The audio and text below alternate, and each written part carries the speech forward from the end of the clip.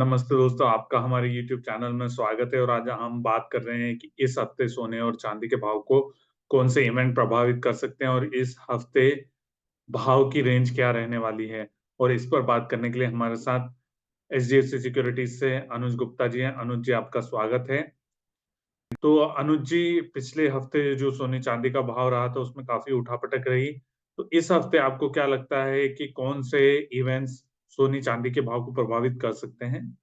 जी, good morning, नमस्कार। ये last week हमने देखा कि जो डेटा आए थे अनएम्प्लॉयमेंट क्लेम्स के, होम सेल्स के जो डेटा आए थे उससे एक पॉजिटिव डेटा आते हुए दिखाई दिया और उससे ये सामने आता हुआ नजर आया कि एफओएमसी हो सकता है कि अप्रैल या मई से इंटरेस्ट रेट कट करता हुआ दिखाई दे। तो उसके बाद हमने देखा कि गोल्ड और सिल्वर में एक रिकवरी जो है वो देखने को मिली। तो इस हफ्ते कोई ऐसा मेजर डेटा नहीं है, सिर्फ एक डेटा है इम्पोर्टेंट जो कि जैसे आज तो अगर हम देखें तो आज वॉशिंगटन बर्थडे की वजह से छुट्टी है।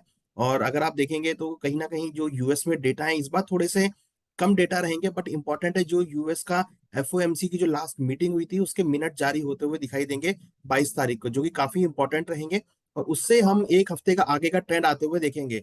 वहीं अगर हम बात करें आगे के डेटा की, तो डेटा कोई यूएस में ऐसा इंपॉर्टेंट नहीं है।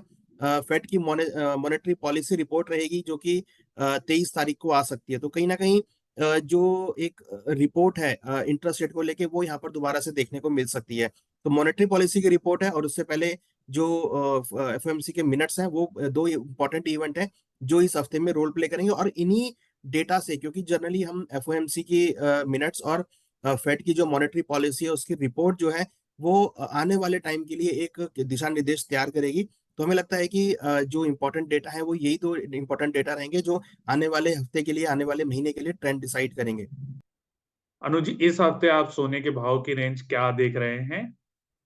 ये गोल्ड में अभी देखें तो करीबन 2020 के आसपास प्राइस चल रहे हैं। तो मुझे लगता है कि अगेन $2000 का एक अच्छा सपोर्ट रहेगा और ऊपर में करीबन 2040 ये इंटरनेशनल मार्केट की रेंज रहेगी। और अगर हम बात करें डोमेस्टिक मार्केट की, तो हमें लगता है कि डोमेस्टिक मार्केट में करीबन 61,500 डाउन साइड में और ऊपर में करीबन 62,500 ये रेंज जो है इस हफ्ते देखने को मिल सकती है। अनुज जी, इस हफ्ते चांदी का भाव कैसा रह सकता है? ये भाव जो है करीबन 71,400 के आसपास चल रहे हैं। तो मुझे लगता है कि डाउन साइड में 71,000 के आसपास और हायर साइड में करीबन 73,000 के आसपास डोमेस्टिक मार्केट में लेवल रह सकते हैं। और अगर हम इंटरनेशनल मार्केट की बात करें तो अब आप देखेंगे पुनः सिल्वर के भाव $23 के ऊपर आते हुए दिखाई दिए हैं।